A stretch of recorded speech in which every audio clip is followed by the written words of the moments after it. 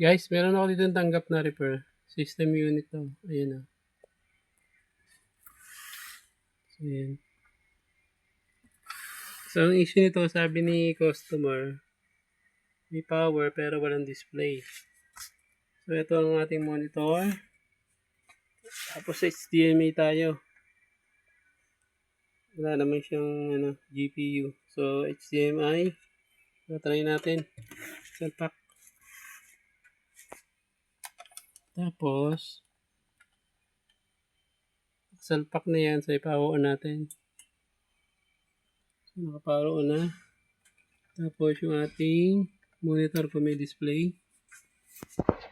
Nakapower on yan.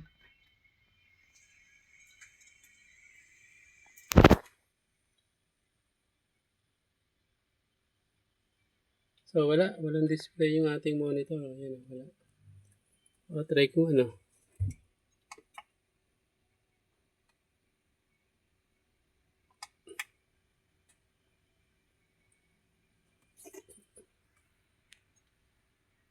Then,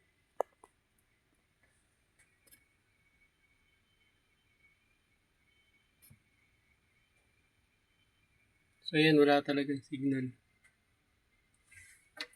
So, meaning wala talaga siyang display. So, tara, bubuksan natin para ma-check natin to kung ano naging issue. Nasirang parts. So, ayan guys, nabuksan na natin yung cover niya. So, visual check muna tayo. So, ayan, madami siyang alikabok. So, yung alikabok na yan, isa yan sa nakakasira ng system unit.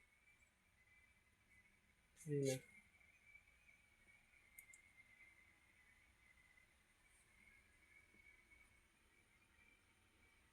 So, gagawin muna natin dito. Tanggalin muna natin yung RAM. Try muna natin linisin kung magdi-display. Tapos, pagka nag-display yan, so saka natin linisin.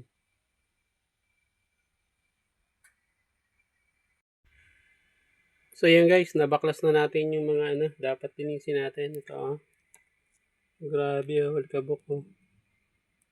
Tapos, tuyo na yung thermal paste. Papalitan din natin yan. So, yan, dami alikabok, pati yung kanyang SSD.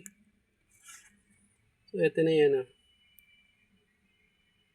So, yan, lilinisin na natin yan. Yan. Grabe, dami ng alikabok. So, yan. So, isa yan sa mga nakakasira ng PC, yung alikabok.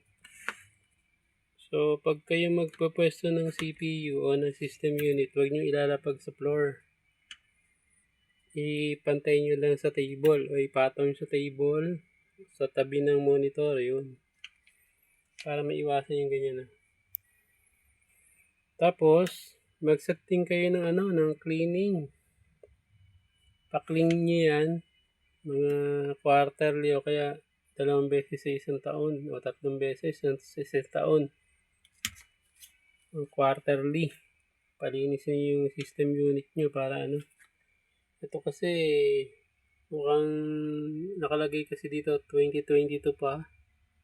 So hindi siya nakatikim ng linis yung mula nang binili. Kaya yan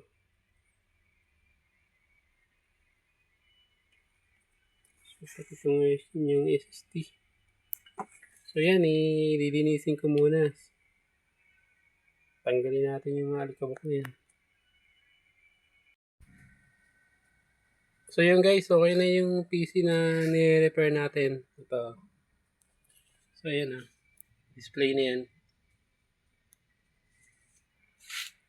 So nilinis natin yan. Nilinis natin ng RAM, board.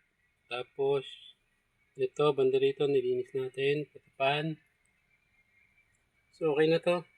Wala nang alikabok. Pinalitan din natin ng yan, thermal paste. So yun yung ginawa natin dyan. So kaya hindi nag-display yan kasi nagmo-moist na yung pin ng ng memory RAM. So nilinis natin yan. So yan, nag-display. So yun lang ang naging problema nito. Alikabok. Yan, ipapa-final fix ko lang yan. Tapos Final test tayo.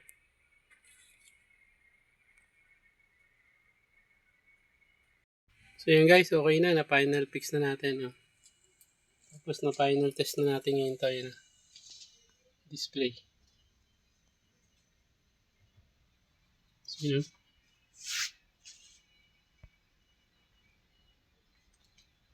So yun guys, okay na po ito. Ryzen 5.